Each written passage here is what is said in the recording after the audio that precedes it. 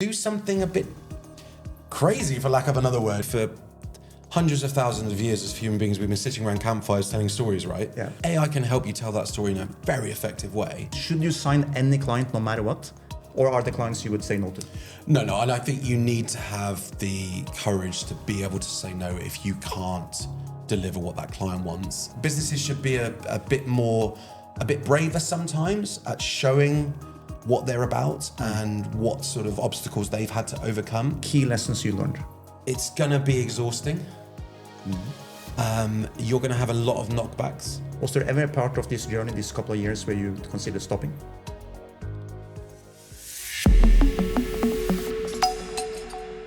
Welcome to this episode of Behind the Hustle. Today I have with me Simon Khalil, who is an ex-newspaper man, I think I can say. You've been doing this for a few decades plus. And today you have started your own agency, more in branding and a lot of things you do. Tell us a little bit about your journey and about yourself, Simon. Thanks for having me, Peter. It's a pleasure to be here. My journey started off in advertising many moons ago, working for some agencies in London, and then transferred those skills across to newspaper and news design and telling stories. I worked for many years at the Telegraph, then moved to this region, relaunched, rebranded Arab News, which was a very ambitious ground-up redesign for Saudi's newspaper of choice, of record. Very successful, many global design awards for Arab News, recognised by our peers from some big brands across the world, and then moved more client-side, so building in-house marketing teams, creative teams, to help support businesses, startups and established businesses, and help them function across different markets in different countries. And then decided, how can I channel all of this knowledge and all this experience, which is very much a 360 background from creative and branding and marketing, and apply that to my own venture, which is IMGN Creative, Imagine Creative. So we launched 2 years ago in Dubai, myself and my partner, Irvis, who's a very talented senior producer, videographer, shooter.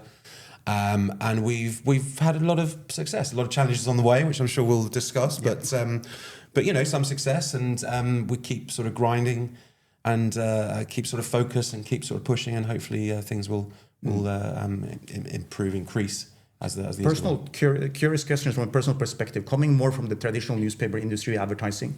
How is that jump? Advertising is still creative, but I think we crossed paths in the digital bank of Yap. Both me, you, and Irvis for a year, right?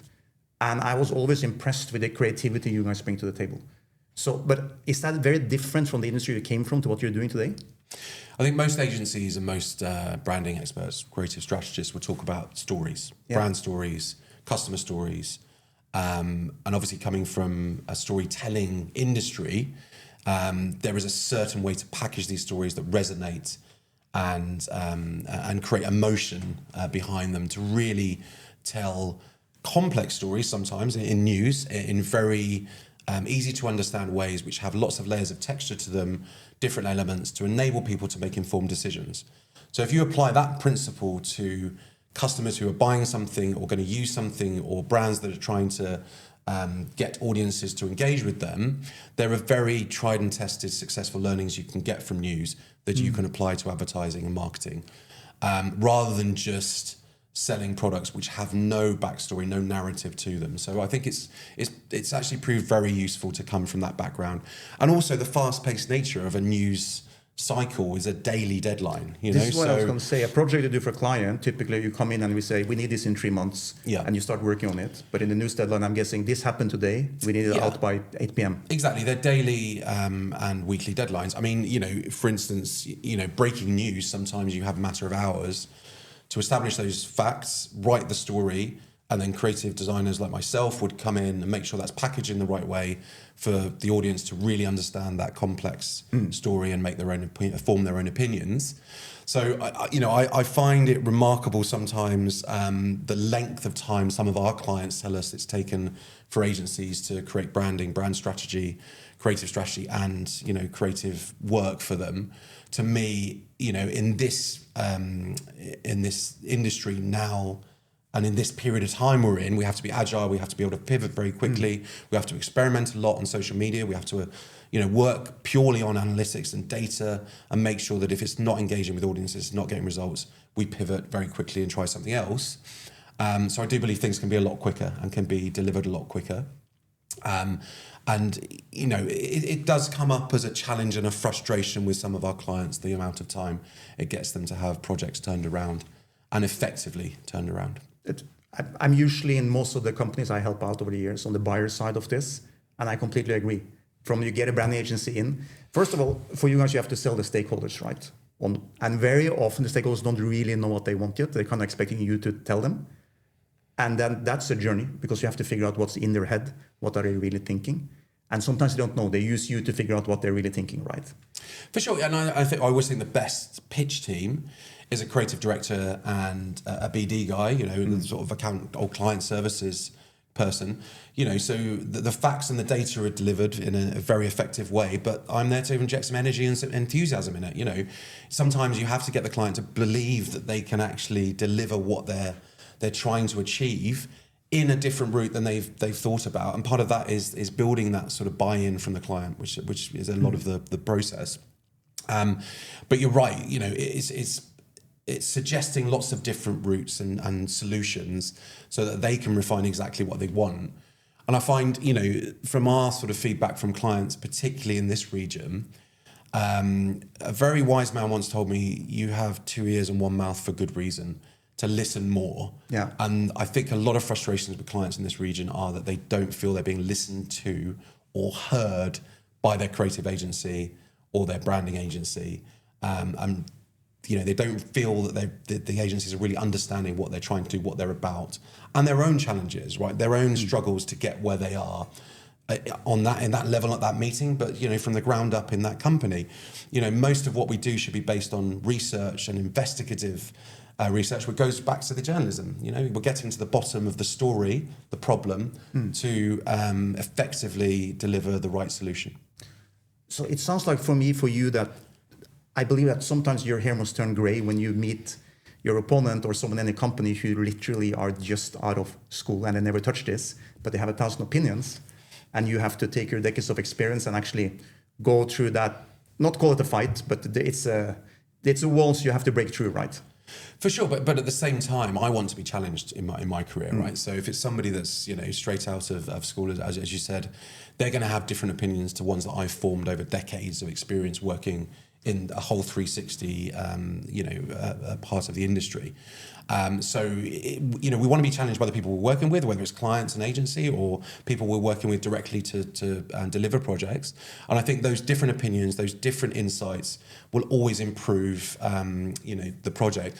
Stephen Bartlett, I believe, Diary of a CEO, has a head of failure. Always keep his book right here. Yes, exactly. And I love this principle that very forward-thinking companies have a head of failure that will question everything. And through mistakes, we learn more than successes. That's a fact, right? So all of those challenges we face and fail at, we will learn a lot more in that process than we will if we nail it first time.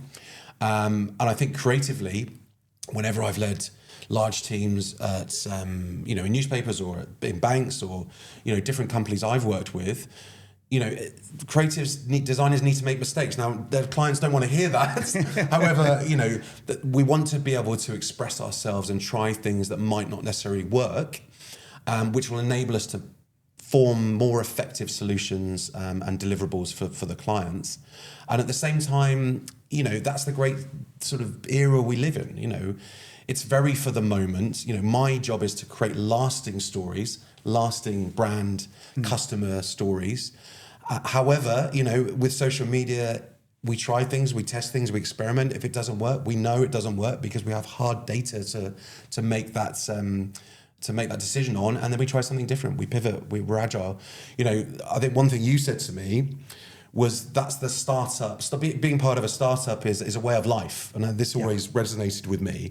You have to be able to let go and move in a different direction, and that's effectively how we function at Imagine Creative. We want to be able to support our clients and their businesses in whichever direction they go in, be there as they upscale, educate them and their teams at the same time, which I think is incredibly important in this industry, in this current market climate as well. Sustainability for our clients, but be able to change direction very quickly as their business does, as their customers do. And I think some of the bigger agencies find that more complicated and very difficult to do. It's very interesting for me to hear, because in my brain automatically hearing that you come from a more traditional industry, I'm aware of the deadlines daily, but I would think it would be harder. In my head, it seems like a harder jump to come to this social media and fast pace. But actually, it's an advantage because you're used to the fast pace of deadlines and having to do it quickly, right? Yeah, I have to come up with ideas in the space of an hour. Yeah. Coming from that background, a lot of creators will tell you as well. Whatever campaign or project you're working on, a lot of the time your first idea is the best idea. Now that doesn't mean you stick with it. You think laterally, you expand it, you position it in different territories. A lot of the time you will come back to that first idea, and through that process you will be able to improve that first idea anyway and make it more effective. It also sounds like you adopted the idea of failure is okay. I think creatively it's very important to be allowed to fail, and it sounds like something you led your teams with since quite early in your career, right? Yes. Did correct, I get that yes. right? Yeah, definitely, yeah. Which actually, for me, it sounds like it gives you a massive leg up in doing your own startup. Because usually people struggle with the fear of starting, and you don't want to fail. You don't feel that you can afford to fail, you don't have the time to fail, and you're scared of failing, right? So I was going to ask you about the fear of that, but it sounds like that's something you already had so much experience with, that you're not really afraid of failing. Or did that picture change for you when you started your own thing? I think when it's your own business, you obviously desperately don't want to fail. But again, we learn so much more through our mistakes than our successes. And I think as long as they're not life-changing failures, it's still going to put you in a better position for the next time you face that obstacle or a similar obstacle. You're not going to be, you're going to be able to have the right tools around you to be able to deal with it in a better way. I think particularly the fear of starting your own business is, you have to make it profitable. You have to have clients. You have to have exposure, and you have to have your own sort of brand identity and personal brand has to be on point as well. But that's part of the excitement. The excitement of having your own business is everything is new, pretty much. Even if you're working in the similar creative way, it's very different to having the infrastructure of an established company around you, because it's you and your partner or whoever is in that sort of core startup team. So everything you do is going to be different, very different from before if you were part of an established company. But again, that's part of the excitement of starting your own business. So fear as a creative, I think, manifests itself in maybe different ways as general fear of failure. A lot of creative directors have imposter syndrome, and I think a lot of people will tell you the same thing.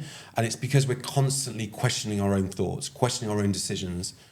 Part of that creative process is exhausting, right? Because you're laterally thinking about everything, positioning it in different territories, working backwards from that, ruminating, thinking, questioning, making it fail in your mind and on paper or on your laptop. And that sort of fear of failure is something that is part of our process. We're testing it to try and make it fail. But there is that imposter syndrome that a lot of creative people tend to fight with ourselves. And do you know what? That goes right back to education. And as a side point, if you do a creative degree, they are teaching your brain to think very differently than it's used to thinking about. So lateral thinking is not our go-to way of thinking. We think logically, generally, as people. And I feel, right back from those education days, they should create some education around resilience. So if you're questioning everything the whole time to find the best solution, and everything has a solution, every brief you're given has a solution, I feel that, from a mental health perspective, perhaps there should be resilience at that education stage. And I was thinking about that. I was chatting to a very successful ECD recently about that, who's won many Cannes Lions. And he was like, they didn't really teach us how to cope with this thought process. They just said, here are the tools, develop them, and then go off into the world. And I do think that overthinking and rumination is very good in a professional situation, but perhaps we need to be able to step back in a personal situation. So, yeah, absolutely. Side point. How did you tackle being your own client, starting your own company? You mentioned it, you have to build your own brand, now you're your own customer and your own critique, right? That must have been quite different than doing it for a client. Yeah, but again, you're using the same structure, the same process that you would apply to a client. But you're also validating it. Yeah, exactly. But then that's why it's useful to, if you're not in the situation where you have a partner, bounce that around your friendship circles, your colleagues, your peers, with as many people as possible, and get them to find a fault with it. And then, it's like the head of failure of Mr. Bartlett. It's, you want your friends and your peers and your colleagues, previous colleagues, to be that person, to have that role.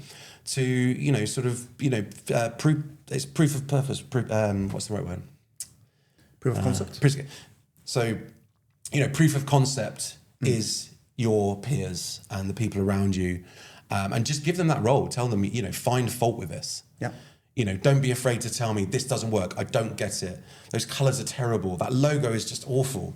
That strategy and your values just don't make sense. Encourage them to find fault with it. And that will channel your own personal brand and your own company's brand in the right direction. It must be so good then to have the background that they have, because, like you said, you have to build resilience that they should have maybe taught you better in school. Because sometimes when I watch a poor graphic designer in a company and he churns out, and you just keep saying, no, it's terrible, terrible, terrible. And they have to sit down, okay, I have to adjust it. They know creatively the version number 1 was the best, but they still have to get it to what the client wants, right? And you have to have that resilience that the only thing you hear is that what you created is bad. Yeah. And that must be tough. And no, it's tough. But, I've sat in meetings before and a client, not through my own business, I might add, has just, stood up and started swearing at me and telling me how I'm wasting his time. Now in that situation, going back to adaptability and being able to pivot, it's calming someone down, understanding why they're so frustrated. Normally, that's not what you're presenting. That's not your fault. There is something else going within that company, within that person's professional life that is causing that reaction. And through that sort of investigative process and that support in that moment, you're going to build a very firm relationship with that client. Be aware, be ready for anything. I would suggest in client meetings, and don't take it personally. You can't take it personally. It's one of the things that every creative will say is don't take it personally. If someone doesn't like it, your job is to find the solution, find the route for it to be a success, find what the client doesn't like, even if they don't know what they don't like. Part of our job is to get to the bottom of it and make sure that that's turned into something that is effective for the client. And also, again, some clients that we've seen recently are frustrated with the transactional nature that a lot of agencies seem to have. There has to be hard ROI on everything. We're not doing this as vanity projects. No one has budgets now to use anything other than effective advertising, marketing, and branding. So again, you need to understand that, buy into it, and understand that this has to be very successful from an ROI perspective for the client. So that means they're going to be less open to your more creative, innovative ideas. And again, your job is to make sure you can prove the results. Because the challenge I often had when we had pitches in companies is that since, like I said, often we don't know exactly what we want. And a lot of agencies would be like, let's just land the contract. But when I ask them about ROI, they don't want to lock themselves in. As a business person, I would work much better with a person who dares to say, this is the result I'm going to give you, but now we have to work together to achieve it, right? But I think a lot of guys, especially creatively, are scared of putting themselves on that hook. How do you handle that with a client? The base question is, should you sign any client no matter what? Or are the clients you would say no to? No. And I think you need to have the courage to be able to say no if you can't deliver what that client wants. I think there are different stages of that funnel. That's the issue. If it's a new launch and it's branding, the ROI is less definable. If it's customer acquisition or if it's downloads and they're very specific KPIs that the client wants, you can define that ROI in a much more rigid and robust way. Again, that's down to the briefing process, the meetings, and getting to know exactly what the client wants. I don't think you should be taking on clients that you're not going to be able to support because you don't have the skills. For instance, Imagine Creative is a creative agency. We're very good at brand films, DNA films. We don't just offer one-off projects. So that film is broken down into 6 or 7 reels, 10, 12 statics. So we're delivering mini 360 campaigns, because we want that investment to have longevity. We don't just want to deliver one piece of work and the client uses it on their socials, on their website or whatever platform at an event and it's never seen again. To us, it's important that clients can have use of that project for months afterwards. And there's momentum that we can give them for a particular brief, to solve a particular brief for months afterwards. If clients want specific deliverables that as an agency you can't deliver, for instance, a full stack, we can do basic website design. I would have thought most agencies can do pretty good website creation and developing now. If it's a complex animated website with lots of bells and whistles, that has to be a specific web design agency. There's a lot of agencies out there that offer everything, which is diluting what their core expertise is. Yeah. Our core expertise is building the brand, creating that brand identity through brand DNA film, so everyone understands who you're about, what you do, why you're passionate about what you do, which is crucial. So, a lot of our sort of pitches involve you're the founder, you're the leadership team, tell your story, tell people how you're passionate about what you do, your challenges that you've faced, position yourselves as thought leaders, but also everyone in that company should have a voice in that sort of campaign or that particular piece of content. Employee brand here is something that I feel is under-supported and underutilized. For customers and clients and audiences to understand who you are as a business from the top down or bottom up is going to create a lot more trust than you saying this is a product that will change your life because of A, B, and C. I feel in this age we do a lot more due diligence. So therefore that employee brand and that transparency of who you are and what you stand for and what you're passionate for, again, is a great narrative to tell your audience and your customers, which goes back to the storytelling. That's an interesting story. A product has an interesting story. A customer has an even more interesting story. But to me, the toil, the challenges, like this podcast, is an interesting story, right? So I feel that, businesses should be a bit braver sometimes at showing what they're about and what sort of obstacles they've had to overcome. And that to me can only have nothing but a positive effect on customers and users. And I find that interesting because me also, I've always worked, call it behind the scenes in companies. I help startups as an entrepreneur. I've been an entrepreneur, but traditionally from the behind the scenes aspect. And I never seen in these decades I've been in business, the opportunity I feel exists today to attach a brand to it that people are willing to consume. But I do believe, like you're saying, you have to be really authentic. And I think where a lot of companies fail is exactly what you said. They fail to, even if the founder is authentic, you still need to instill that into the team, right? For sure. So that everyone is dragging in the same direction. Yeah, most of the content that has the best engagement on social media is UGC content, user-generated content, which is very authentic, warts and all, behind the people, behind the brand. We all love an underdog. We love Rocky. Yeah. We love an underdog. So if you work with some people like us, Imagine Creative, we can package that in a way that will tell your story, that will have a positive effect on your brand and who you are, and ultimately drive your sales. And going back to ROI, will get better results. So again, it's this 360 approach to marketing, advertising, branding, which a lot of people talk about, but it has multiple different verticals within that 360 approach. And also, there's a lot of blanket targeting that goes on at the moment.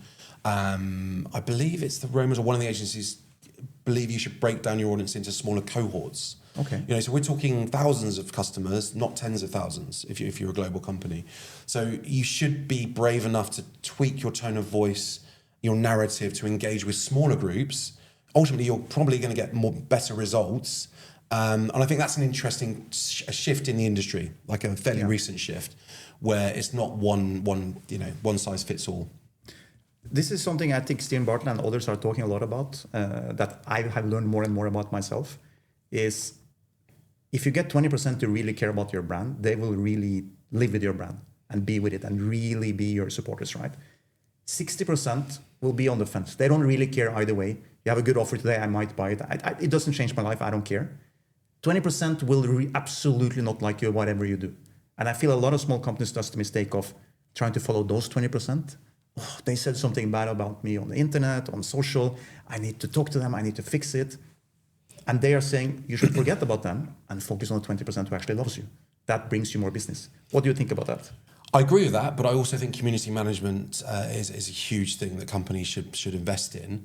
And it doesn't always have to agree with the customer. Of course, a lot of that is complaints and sort of when someone is saying that you've done something bad. If you look at Specsavers or Burger King, or these are companies that have amazing social media teams that have a lot of community management, and they're very playful with their responses.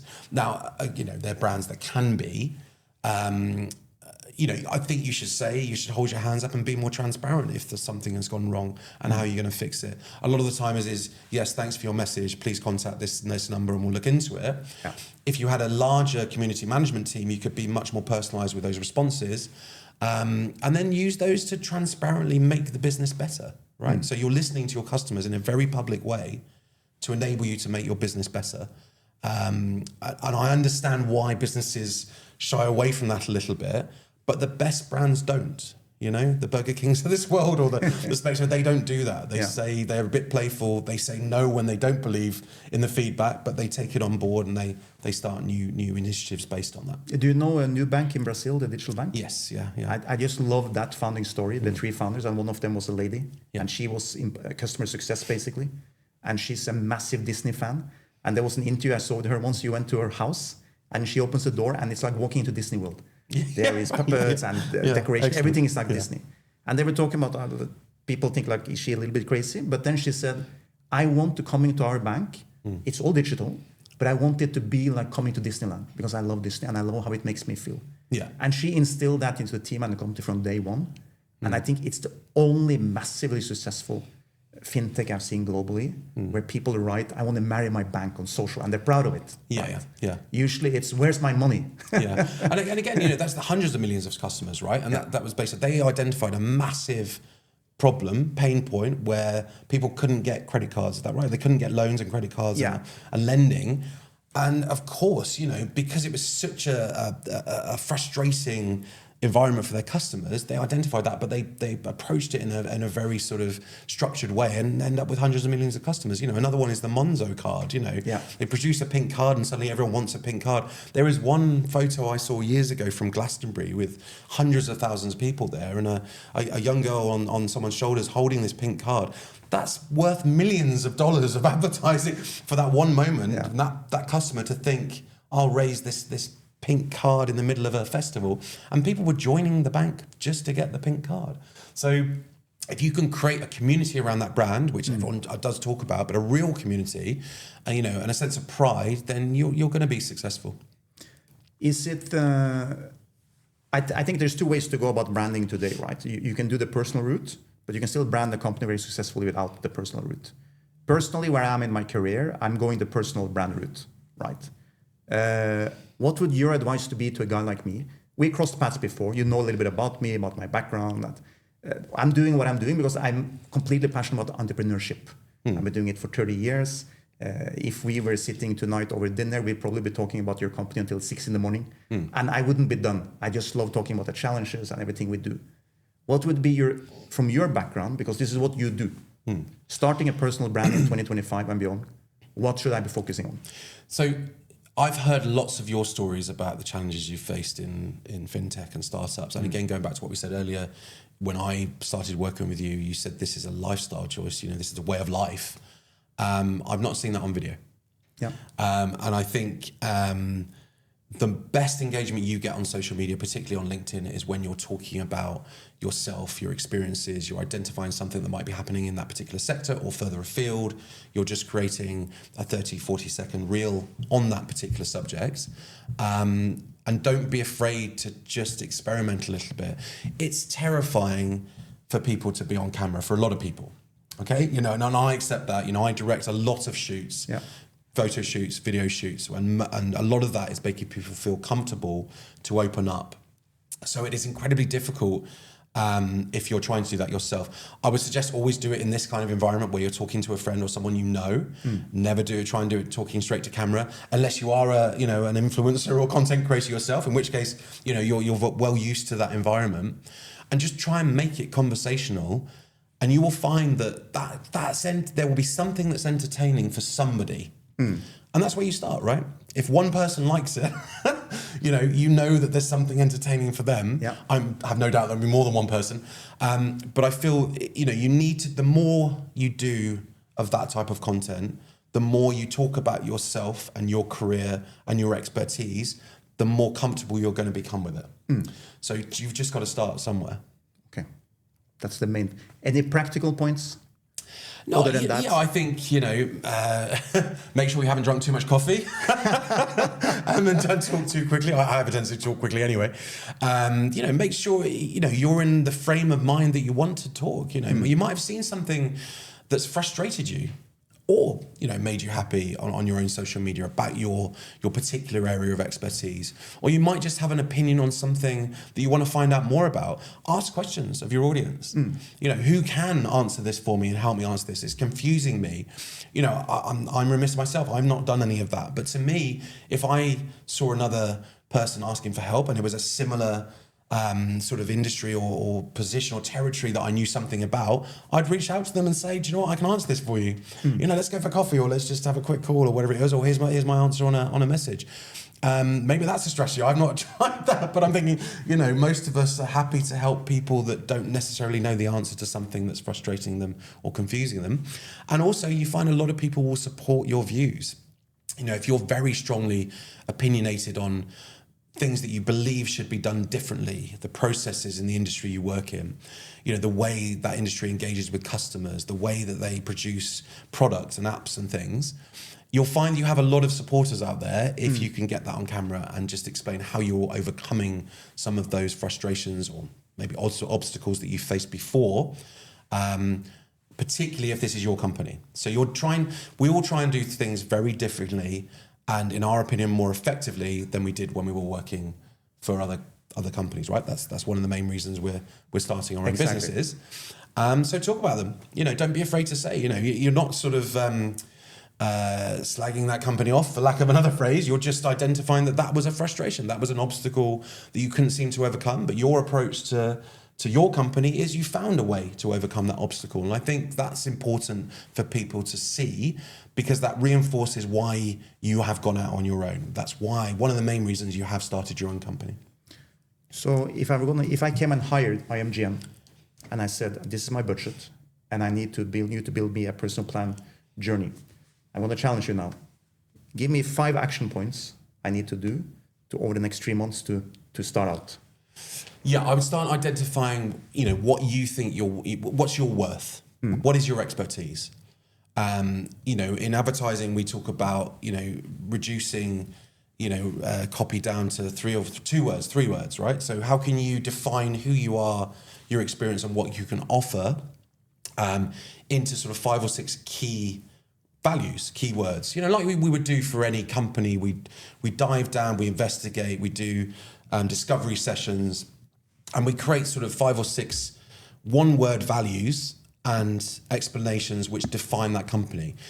We've probably all most of us have been in those situations and been in those workshops. So do that for yourself. That's be the first time. So how does that work for who you are as Peter, and what are your values? I think that's step 1.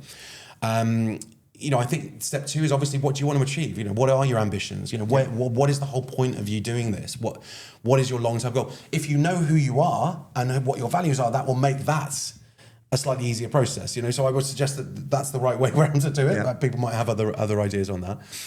So what are your own KPIs? What are the ambitions for your company? The third thing I would say is test some more. Again, going back to what I said, ask your peers, ask former colleagues, to find, is there anything they can find fault with? Your branding, your brand guidelines, your palettes, your logos, your tone of voice, your offerings, your products, your apps, everything. Try and get as much feedback as you can and absorb that, all of it, but then try and refine that into one sentence of feedback, right? So if even if you have to record what your friends are saying to you, I'm sure they won't mind if you put your iPhone down and say, can I just record this? Because there's a lot of information to take in, particularly if you're starting a new business. There's awful lot of information to take in, and when it's your own personal brand, your thoughts are gonna interfere with the feedback you're getting probably. So that's another point that I would say is get as much feedback as you can.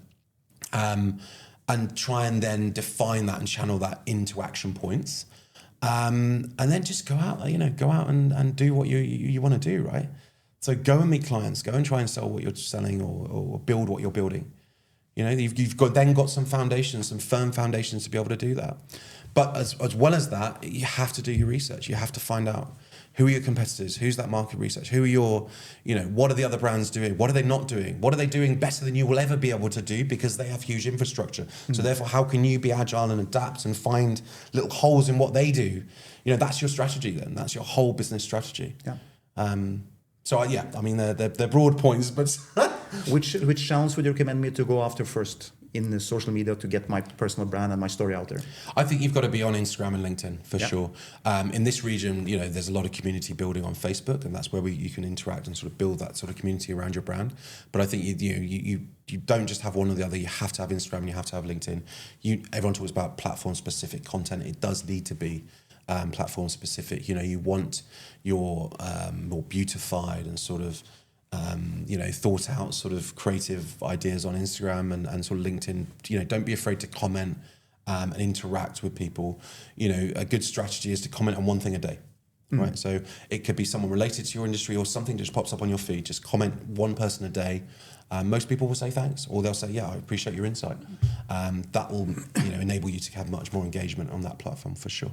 If I were to hire a company like IMGN to help me, or another company maybe, depends depends on the price, Simon. We're very competitive. What kind of brief would you expect? What's the best way you can start with a client? What do you want them to preferably write down and tell you so that you can come prepared for the meeting? Yeah, a good place to start is an old-fashioned traditional briefing document, right? But we prefer to meet the client in person and have a sort of quite relaxed conversation and get to know who they are. Really understand what the business does, ask the questions we need to, understand what they're trying to achieve, what those KPIs are, what the whole sort of being of that business is, and then sort of dive down into a brief about a specific project that they want us to work on. So a young entrepreneur, a founder starting up a company in this region, he shouldn't be afraid of calling a company like you and coming in for a coffee and having that conversation. Exactly. Part of it's building a relationship with our clients, but also really understanding who they are as people. Like going back to what I said earlier, if you understand the personality and the characters you're working with better, then you can be much more effective for them and their companies ultimately, and on what they're trying to achieve when it comes to sales or customers or audience or product. That could be a Zoom call or a coffee call. It's always better to meet in person, I think. But I appreciate, in the age we live in, where the time is of a premium. But at the same time, we're not frivolent with our clients' time, if that makes sense. We just want to make sure we do enough discovery with them, who they are, what their challenges are, what they're trying to achieve to enable us to deliver the best possible solutions. Can we talk about your challenges starting out a company? What has been the biggest challenges and the biggest walls you had to break through? Initially, paperwork. So I would always advise when it comes to your accounts and your sort of company docs and things like that, there are plenty of platforms out there, Zoho, for instance, and other sort of similar platforms and accountancy companies that can help you with that. You want to be focused on the things that you are very good at and understand the things that you've not experienced before to be effective at them. But you don't want to dilute the time of what you're brilliant at by having to deal with a lot of things that you don't need to. It's very interesting because one of the problems I'm trying to solve with the side business I'm setting up, because it's the same problem. I've been doing this so many times, but it's still the operation of the paperwork and all the back office stuff that gets you. You start getting successful with clients. Now you're busy, but now you get overwhelmed. Yeah. Oops, I need to figure out my invoicing. I need to figure out my accounting. I need to figure out my automatic email replies. I need to figure out to set up so many things. Yeah. Well, what you should be focusing on is what you're building, your product, and selling it, right? Yeah. And talking to your clients, not all other stuff. No, exactly. And you know, with the age of AI that we're in now, there are so many different, you know, platforms to help you do all of that now. Automation, you know, sort of admin, your own personal assistants, you know, so there's plenty of things out there now to help you, more so than a year ago or even 2 years ago, right? You know, there are so many more support sort of, you know, tech support sort of options out there. So have you started adapting AI into your 100%, yeah. And I think, obviously this is always the hot topic. I think as an agency, you would be completely foolish to not use the most up-to-date tools that you have available. You know, it's a massively it's massively made our, you know, proposals more efficient. You know, sometimes the decks would take a week to put together. Now we can be much more effective with the actual ideation part of the deck because the structure is created by AI. I think now, you know, we've moved from static storyboards to now video storyboards, which is much better, much more effective for the client to see the direction we're going in. You know, my concern is craft, and I will say that there are a lot of companies that think now they can do everything in-house with AI. Yes, they can, and I've seen a lot of campaigns that are AI generated. I think you know, your customers deserve the best. You know, your customers deserve to interact with brands and companies that will invest in their experience and that customer journey and that product journey. So I do think, you know, AI should not sacrifice the craft and the precision that we should be expected to be seeing and interacting with as customers. Yeah, well said. I've seen it because we had so many agencies pitching us over the years, and we had everything from someone sending us called a standard Word document that they literally can see they have done find and replace on your name, which doesn't really get you to the door. Yeah. And it's human nature. We always end up with the one who put the most work into the pitch. But I do also respect that how it used to be, that pitch took a lot of work for them, right? Yeah. So it's very costly for them if they can't get enough jobs on it. And I understand how AI can really make you move faster to get something out. But I think I'm resonating back to something you said earlier. I think less experienced people will probably get AI to create something, but it might lose the messaging it was supposed to give, right? Yeah. And I think, you know, you still have to have a concept. You still have to have a story. Yeah. AI can help you tell that story in a very effective way, but that story has to come through discovery, intelligence, conversation, and really deep diving into what clients want. AI can do that on a very basic level, I would suggest. I'm not disputing that, but the core of a campaign should be around those meetings with clients, and then of course help AI to make it more efficient and deliver it quicker. But yeah, I think brands need to be careful if they're gonna ask their customers to interact with cheaper versions of what they saw before. In my mind, that the customer might not mind. But I'd say that's dangerous. I'd say that customers then see another brand which is still producing highly polished, conceptual, you know, rich kind of content. Maybe that's a decision that they would change to a competitor. I mean, yeah, that's a small, you know, it's only a small point, but I think, you know, companies need to be careful not to dilute their offering or cut corners or make it less effective because they think it's more efficient to do with AI. For me, I feel like what AI does well for me, it augments my day, right? Exactly. It makes me faster to solve. Sometimes I need to sit down and think about an email answer that if I have to really put my thoughts together, this might take me 45 minutes. I can have AI spit out the beginning of it, and now I can polish it to get it to where I want it to be, right? Exactly. Now the whole thing took me 6 minutes. Yeah. Instead of 45. 100%. And again, that goes back to the craft, right? There should be this final crafting to what AI is producing. But, you know, it's ridiculous to think we're not going to be using that in the creative process. You know, I think it would be foolish to think we're not going to be using more of it, you know, month on month or even week on week at the moment, you know, with these new platforms coming out of China in particular. But we shouldn't sacrifice the craft and the polish. And I think that's unfair on customers and users, in my mind still. You know, we might get to the stage where the quality is the same, in which case, you still have to have that concept. You still have to have that story, you know, that idea. And then, of course, let's use AI and utilize it as much as we can do. But now, being in the startup industry yourself, being an entrepreneur, I do think you can understand why some companies, especially single-person companies, they would choose to produce some videos on AI, because going to an agency and saying, I would like this 4 videos and 2 animations and so on, that budget can become quite steep quite quickly. That's money they don't have yet, right? Yeah, no, for sure. No, I agree with that. And I think, there are lots of situations where basic user acquisition videos or, visuals and things like that with headlines can be produced by AI. But do you want to, as a company, do you want to start out like that? I think that's the question.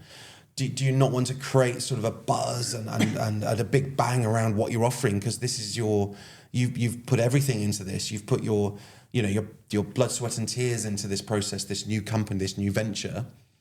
You want to engage with your customers and your users and your audience on the highest possible level you can do. I completely agree. But I also come from a world where most of the entrepreneurs I meet, they have very limited budget, or they basically have to do this on their credit card, right? The initial months until they get paying clients. And going in and getting a pitch, and they come back out and say, I will do this in dollars, but the company says, this will be $40,000. They can't even raise $40,000 from someone, right? They don't have it. They want to start to do step A before they do it. But I'm just trying to find the right angle, because I deal with young entrepreneurs and people who want to start up all the time who has similar questions. They want to create something good. But what we talked about earlier, it sounds like what I should be spending my money for is getting the initial brand story and my positioning correct. Yeah, I think so. And again, AI can do that for you, and I'm sure many sort of companies do that. There's an interesting sort of shift in the industry where you have sort of almost an engineer creative who will pull in all the different AI platforms, but still have to input the data it needs to deliver high-end results. And that comes down to strategy, and that comes down to brand narrative, brand story. So I do think that, in my mind, that initial part of your journey will pay off longer, if you can have somebody in that situation at the start that can help you refine what that message is and what that identity is. But if I do that, if I get someone to help me refine it, they give me some mock-ups, some examples, would a company like you be interested in working with that client? If you do that part for them, they might go out and produce with AI, but you can be their paid sounding partner. Yeah, for sure. Your message. We do that with clients already. So, we're there to create like a big brand DNA film, really sort of tell people who they are, dynamic, energetic, and lots of animation. We do a lot of animated films. We work with some brilliant animators from, sort of basic 2D animation right up to CGI, and we've done some CGI films for Saudi Tadawul Capital Markets Forum, EAND, we've worked with some big clients on these types of films. And then we've sort of been more of a support agency. So we'll help them quality control what they're doing if they want to bring that in-house. But again, at the start, what I said is part of our offering is sustainability, right? If you want to build a core team, or if you have resources in-house, we also do training. We educate the videographers to shoot in a certain way. We educate the designers to think more about typography and structure and hierarchy and art direction. And if you want to use AI, then we can guide you on that. We can help you, understand how to put in the right prompts and get the results that you need. And then we're available for the bigger campaigns. Let's say you've got a new product launch. You've got a big live event you need covered. The things where you do need people on the ground to help support your endeavors as a company, we do that as well. I think that's a brilliant approach, because basically you're keeping the relationship going. You're someone I can count on and trust on. You're not necessarily costing me too much money when I don't really need you, but you're there. And now you'd be my first call when I need to do something big, right? Yeah, for sure. And I think that goes right back to the start. So we're building relationships with clients. We're listening to clients. We might not be needed immediately. We might be just the initial sort of launch partner. But, a lot of our clients do come back to us 6 months, 12 months later and say, we've got this project. We need you to build it out and help us deliver it in the right way and build sort of big campaign around it. What would you say as your company, IMGN? What is your unique differentiator compared to others? Yeah, for sure. Look, I think I said earlier, so we love brand films. We love DNA films that really tell customers and users and your audience who you are, what you're about, and what you offer, and what you're solving ultimately. Why you exist.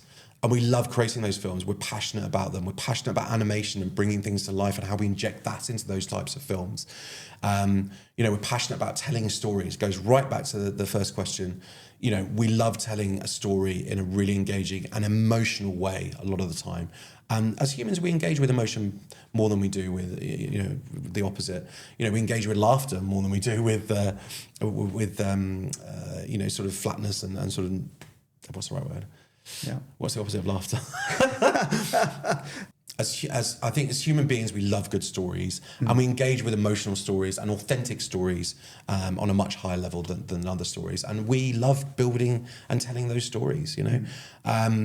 We're also very passionate about creating longevity for the brands and the clients we work with.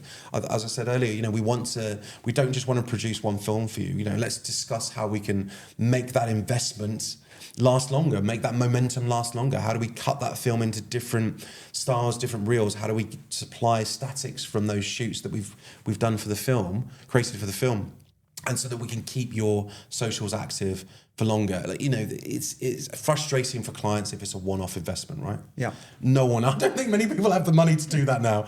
How do we produce something that will give you momentum on your socials, but also, there'll be a point where we can add to that story and evolve that story and turn it into a bigger campaign, maybe regionally or globally for you. That's the thing about getting that story right and creating a great brand film around it. I've seen you doing this on projects live in action before, and you use the word passion a lot. And having worked with you, you are a person that strikes that this is your actual real passion, that you are in the field you're in. This is not just your job. This is one of Simon's passions. Do I get that right? Yeah, 100%. I love what I do. Yeah. I always have done. And I'm lucky that I've been in the 3 points of that triangle in this industry. I've worked in publishing, I've worked in agency, and I've worked client side. And I think it's given me a very rounded approach to how I deliver on projects and how I understand clients and how I tell stories. And I've always loved that process, coming up with that idea, building it out, developing it, shooting it, publishing it or posting it, and seeing the reaction. I mean, there's no better feeling when you see people interact with the work that you've produced, partnering with a client, particularly if it's, not necessarily a product, if it's a really emotional story, that you just want to, almost an awareness campaign. I think that's when you can see the results and you make a difference. I mean, one of the campaigns I worked on for Arab News was women driving, and of course, this was a sensitive campaign. So, there's an artist called Millie Kofar who's very famous at sort of championing sort of social change, and she did some amazing covers for the New Yorker about female surgeons, and these were recreated around the world and in operating theatres. And she was the obvious choice. And when we had a conversation about that particular project, it was how do we produce something which is not just symbolic, not just a souvenir, it's symbolic of the whole moment.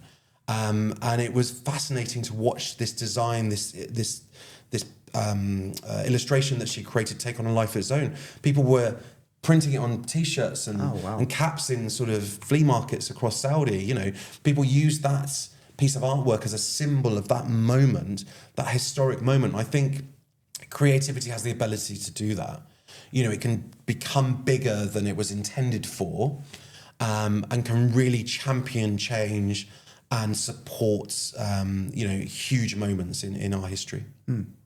This is why I was so excited about having you as a guest, because I've seen what the passion shines through. You're a contagious person. Like being in a creative meeting with you, it brings all of us forward, but it also gets us all our creative juices and our passion flowing ourselves also. We get excited about it, right? And that was one of the things I found liberating with working with I've seen all sorts of marketeers, all sorts of companies. Yeah. Like the worst is some of the bigger agencies, like you said, they would come in. They will send you a business development guy, but then they will send you this massive document, fill this entire brief, and if you don't, we're not going to talk to you. I'm like, I don't even know what to fill yet. Yeah. And if you don't, and then when they do, there's 10 calls before you set one meeting, then they bring in very senior people to show you how big they are. And I'm like, no, you're here to listen to me. Yeah. I didn't bring you here to listen to you.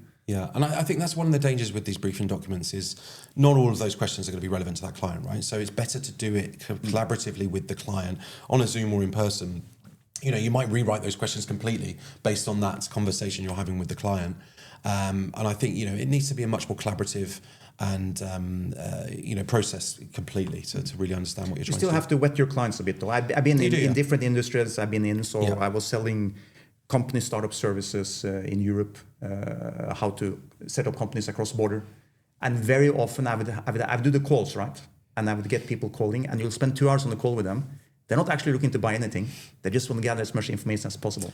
So you have to find that balance, right? That's important as a startup. No, of course. And, you know, as an agency, you know, we do hundreds of pitches, thousands of pitches, you know, hundreds of pitches a month, thousands a year.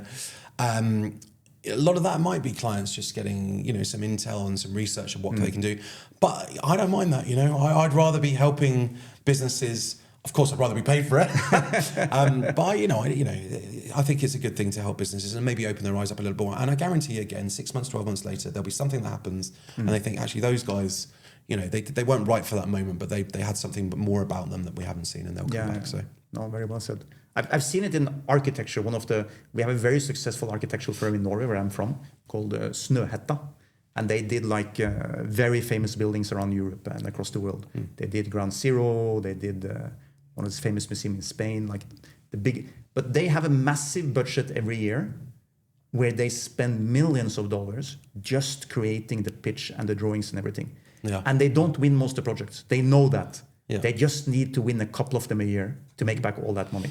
Yeah. But if you have, they said that one of the years they didn't hit a single one, and that was a blood red year on the P&L, right? Yeah, it was. I think that's a lot of investment for no return. But I like that principle. But we have the same principle. You know, we're interested to meet people anyway and hear about you and your company and your journey.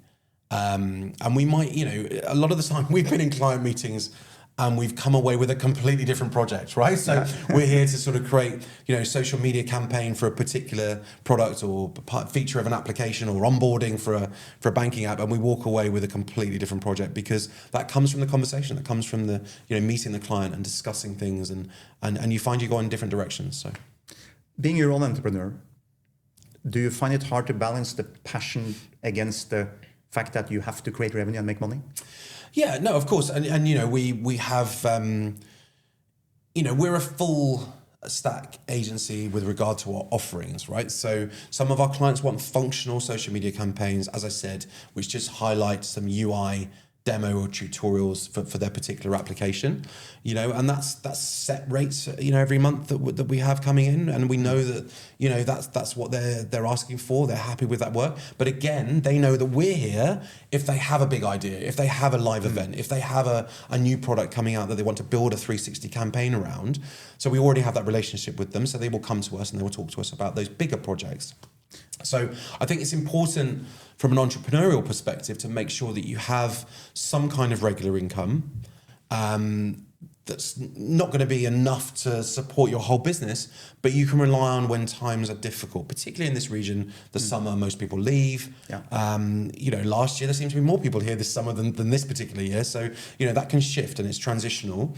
So you need to be planning ahead. You need to make sure you've got those funds to keep your business going. That's why you have to keep it lean. You have to have a startup mentality. You know, there's just one or two of you or a few sort of key stakeholders. That's all you need. You know, as an agency, we have a core team of myself and Irvis, my partner. You know, and we have an animator who's brilliant. We work with and an art director, right? That's the core team. But we have a regional and global network in different time zones that we can pull in for the right projects. And that's enough for us to stay agile. That's enough for us not to overstretch our income and our revenues. And it's enough for us to be effective for every client that we come across. You know, you're not paying for us to keep the lights on in an office. You know, so. Yeah. Of course, different businesses have different requirements, but we're always available 24/7 and 7 days a week. You know, that's the other thing you need to instill if you're not used to that. I'm used to that coming from a newspaper background, newspaper design background, because news sleeps for no person, no man. But you need to be available for your clients. They might have a problem, an issue very early in the morning in a different time zone. You're there to be that support network as well. You mentioned called the technical marketing thing a few times. So you talk about 360 campaigns. Most of us, we don't know what it really means. We get agencies coming and selling it to us all the time, but we don't know what we're buying. Can you, in a very short way, try to explain what a 360 and why it's important? Yeah, 100%. And I think a lot of people throw that out there and they don't really explain what they're offering. For instance, if it's a brand film, we're not just talking about your 90-second or 2-minute hero film. We're talking about the cut downs and the teasers we could take from that film. We're talking about the spin-off static, campaigns that we can create from that shoot and from that hero film. We're talking about the conversation around it with your customers. What do those customers think about that? The internal employee brand narrative that your company is talking about this film and the content of this film. 360 is not just about what you're trying to sell and the people you're trying to sell it to. It's the backstory, the rich infrastructure that goes into that process, that product, or that solution that companies offer. And when we talk about 360 as well, we're not just talking about customer-facing, content or brand content or marketing content. It's, we touched on this earlier, it's the story of the company, the employees in the company. What are they doing? What are their lives like? All that can do is build trust. It's going to create a bit more engagement with some of your audiences, but also it's a good thing for any company to do, right? Recognize what you're doing internally, celebrate what you're doing internally, show people what you're doing internally to be a better company, to be a better team, which ultimately, with some customers then they're doing their due diligence will only benefit you when you're trying to sell them something or solve something for them. It's interesting how storytelling, been in business for so long as I've been, it didn't used to be that much spoken about. It became more and more. And one of the things I do a lot with entrepreneurs, I help them on their fundraising journey and I train them how to raise funds and build their pitch decks and so on. And pitch decks used to be good but dry. And for me, I don't teach that anymore. It's a completely different journey. It's not a preset thing. You have certain key points you have to cover, but you have to tell a story. And the goal of the story, this is what I try to teach them. And when they go to a pitch event, they're in front of maybe 10 investors. The best thing that can happen to them is the story is so good that they want to listen to it, but they can't wait to stop you to have a conversation. Exactly, yeah. No, I agree with that. And I think it has to be authentic as well. And I think, for hundreds of thousands of years as human beings, we've been sitting around campfires telling stories, right? Yeah. It's in our DNA as humans to want to hear a good story. Or tell somebody a story that we've heard. So I think if you can create stories that resonate with your audience, your investors, your customers, it might not be right for them for that moment, but they're going to tell someone else about it, and that's the art. And I think going right back to journalism and storytelling, I've got a lot of experience early on in how to deliver stories in the right way that resonates and people want to read and then form their own opinions or make a decision or invest with Imagine Creative, depending on what the end result might be. And I think people talk about, as you're rightly so, people talk about brand storytelling, but what are they really trying to do? It has to be entertaining. It has to have a sort of a hook to it. You have to grab people's attention. You have to make them, wait on every word, waiting for the next part of that story. And that's one of the principles we apply to content that we create. We have to have a hook. In old newspaper talk, there was a nose to a story, right? The first sentence. It's the same with any piece of content on social media. It used to be 3 seconds we had. I guarantee it's less than a second. We're all social media experts in our own right. How quickly do you scroll on your own Instagram feed? You probably got less than a second to grab someone's attention, right? Yeah. Now, in which case, do something a bit crazy, for lack of another word, experiment. We have to be experimental in this current age that we live in.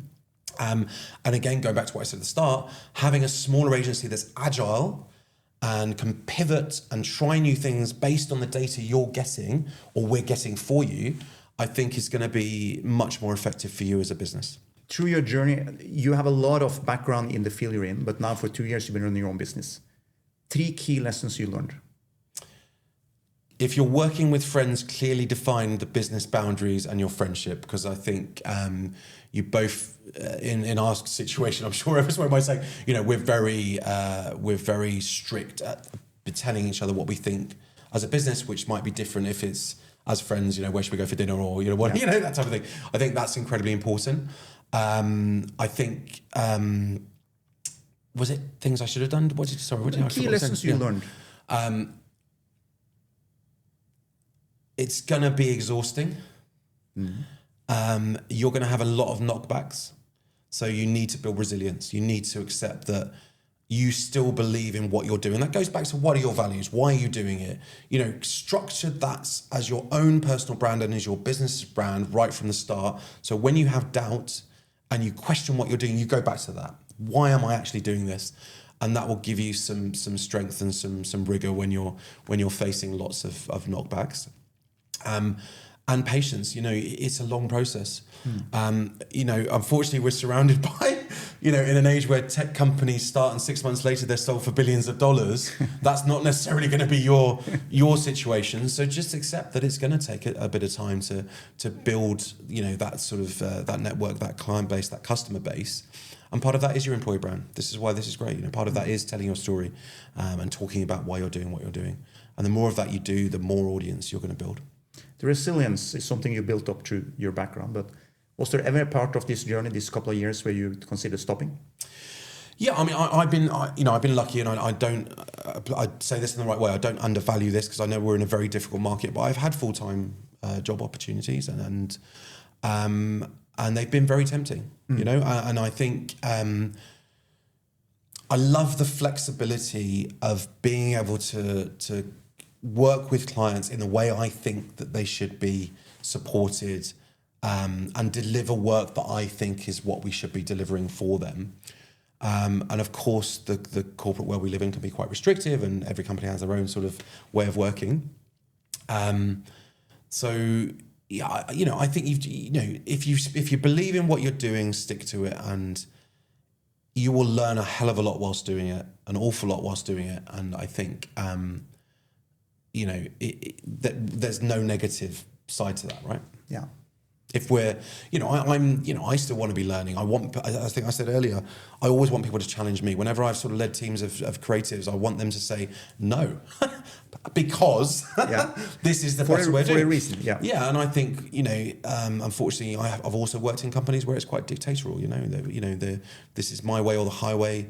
There's no sort of recognition of excellence and sort of hard work, and there's no empowerment.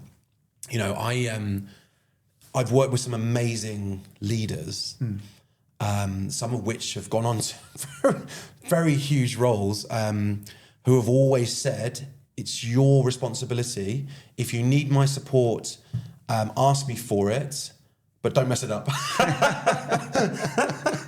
And I think, that there is a way of empowering people that will only bring out the best in what they do. Yeah. And that doesn't mean you're hanging them out to dry and you're putting them in situations that they're going to be terrified of. Or how I do believe that sometimes we should do things that scare us a little bit.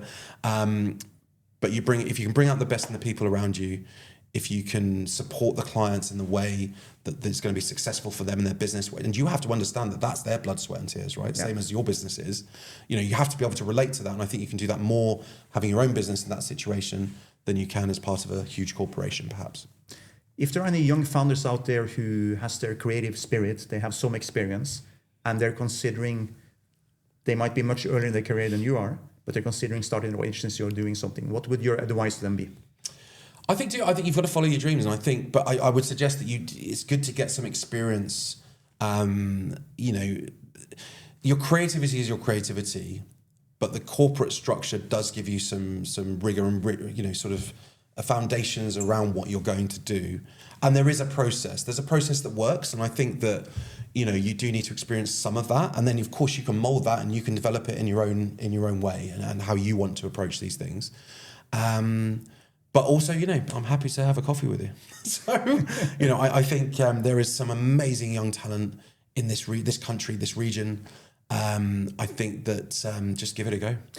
This is one of the things I like about this region, since we're so full of expats. It's a little bit less fear of giving up, spilling the beans to others, people are actually more willing to meet for coffees, to discuss, to collaborate, to be open to partnerships and business. In Europe, very often I've seen that, there's a risk that they might take my client. And I have tremendous faith in, with each other, we can find much more business together. Yeah, and then if they do, then that's somebody you don't want to be working with, and at least you find that out, right? So I think you have to be comfortable enough that. Also, in that situation, you're going to learn things as well, right? Yeah. You're going to get something out of that situation as well. Through that discussion, you might have a new idea for something that hasn't happened that day, that week, that month, that year. But I don't be afraid to give things back or pay it forward. I think as humans we should do a lot more of that, not in business but generally. You're not doing it to get some reward. That's not how we should be living our lives, But at some point it will come back, and that's when normally happens, right? But that's not the reason you should be doing this, and you should be giving people advice if they need it and supporting them if you can do. To enable them to succeed their dreams, like Simon Squibb does. I love him. I think, he just wants people to succeed. That sort of pleasure he has to give people a platform and some structure, to be able to be successful, I think is a brilliant way to live your life. I love his energy when it's so authentic when someone starts talking about their idea and the energy he puts into it, and you see that it's something that he's really passionate about, right? Yeah, exactly. And to be honest with you, that's how we. At Imagine Creative, that's how we approach our clients, right? We are incredibly passionate about you, your brand, your customers, and what you're trying to do. And we're also very, we hear your struggles and your obstacles, and that's what we're here to help you overcome, right? So, the joy in helping and seeing people succeed and businesses succeed through some small part or big part that you've had to do with it, I think there's no better feeling, for sure. Well said. So having been on the other side of the fence many, many times and hiring agencies and worked with it, so if I can give an advice to people, is to really go and find that agency that you gel with, who has the passion that you have, that you guys have, because I've seen them all. I've seen a lot of them who just wants to come in. The first question they will ask is, what's your budget? They don't even ask about what's my KPI, what I want to achieve, nothing. What is your budget? Never work with them. That's my honest opinion. If they start out there, you need to build up their repertoire first. And the worst thing you can do as a small, young startup, if I have an allocated budget, is to give it to the wrong agency, because it's just down the drain. Yeah. You have to find the ones you gel with and you have passion with. So I can recommend go to Imagine Creative and Simon. I've seen them in work. I've seen their passion. I've seen you build brands from bottom up with amazing results. I will link the description to it. I will link you down below. Fantastic. Yeah. Simon, it's been such a pleasure. Thank you very much for having me on. It's been an absolute pleasure. Thank you. If you like this content and you want to hear more real founder stories, we drop new episodes weekly. Make sure you don't miss that and click subscribe.